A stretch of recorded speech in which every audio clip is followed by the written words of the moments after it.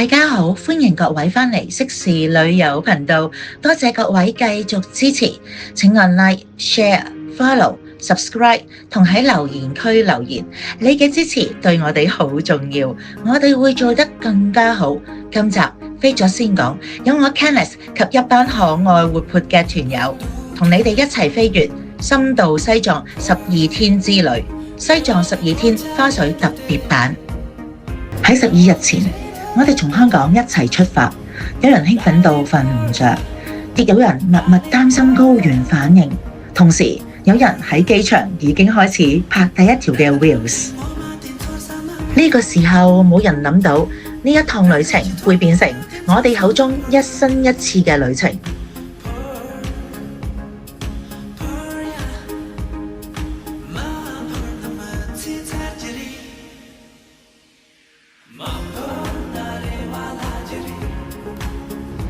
林芝旅程嘅第一份溫柔，同時第一聲嘅笑聲，從成都入藏後，林芝用最柔軟嘅風歡迎我哋。雪山、森林、河谷，好似一幅畫慢慢展開。有人第一次見到雪山激動到語無倫次，仲有人講呢度個空氣好似會令人成為更好嘅自己。呢一刻我哋知道呢一團嘅氣氛將會係非常之好。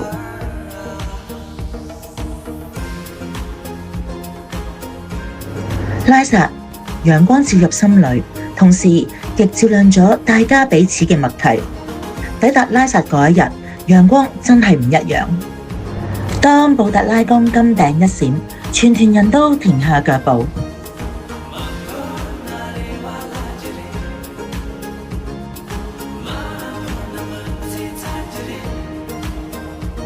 桑耶寺，有人第一次轉經輪，轉得超級虔誠。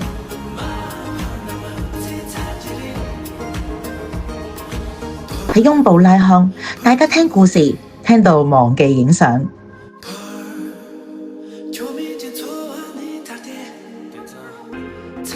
喺扎扎倫布寺，團友互相幫忙影最似明信片嘅相。旅程越走越深，大家嘅距離亦都越走越近。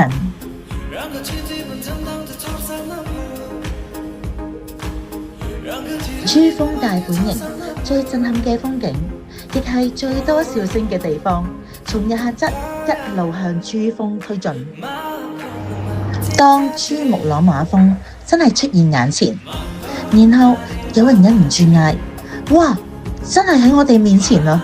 嗰種嘅震撼係相片帶唔走嘅，亦同時只有一齊走過嘅人先至明白嗰種嘅默契。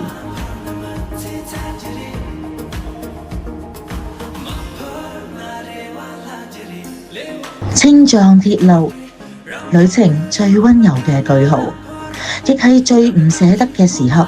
火車穿過草原、湖泊、雪山，大家開始交換相片，互相 airdrop， 有人剪 blog， 有人補面，同時有人開始講返到香港會唔會唔怪冇咗雪山。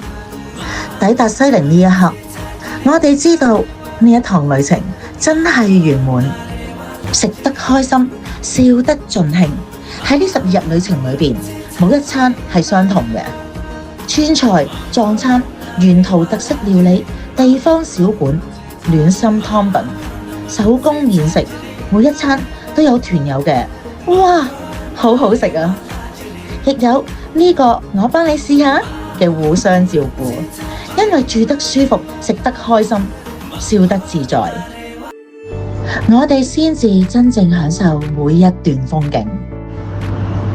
走呢一趟文化、信仰、世界之巔、花水小聲嘅旅程，12天嘅故事已經結束，但嗰一啲笑聲、互相扶持瞬間，喺高原上一齊睇過嘅風景，會永遠留喺心裏。非常感謝大家收睇今集飛咗先講西藏12天花絮特別版之旅，係咪好吸引？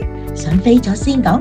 心動不如行動，請即時喺留言區留言，致電適時旅遊2562 0773或 WhatsApp 俾我哋，號碼9485289992881831，查詢及報名。喂，仲有要密切留意我哋嘅 Facebook、IG、Flat 同公司網頁最新嘅資訊。下集再見，拜拜。